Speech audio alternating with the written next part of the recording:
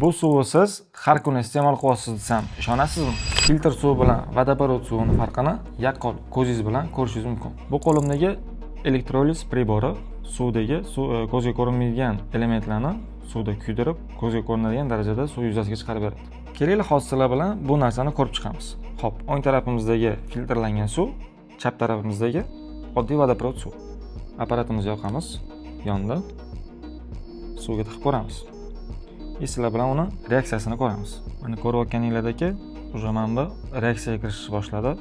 Kerakli sizlarda shubha bo'lmasligi uchun apparatimizni o'chirib, tomonlarni alishtiramiz. Ko'rayotganinglardagi yana bu taraf reaksiyaga kirishyapti.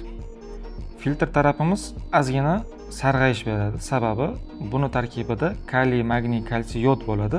Yodni kuydirganining natijasida suvda ozgina sarg'ayadi. Lekin bu suv o'sha sarg'ayishdan tashqari qum, tosh, zang, har xil shlaklar suv yuzasiga chiqib qoladi. Bu filtrlangan suvimiz yuqorida aytib o'tganimizdek, suvimizdagi yodni miqdoriga, yodni kuydirgani hisobiga ozgina sarg'aydi. Bu filtrlangan suvimizni bizani 6 bosqichli Evora filtrimizdan o'tib tozalandi.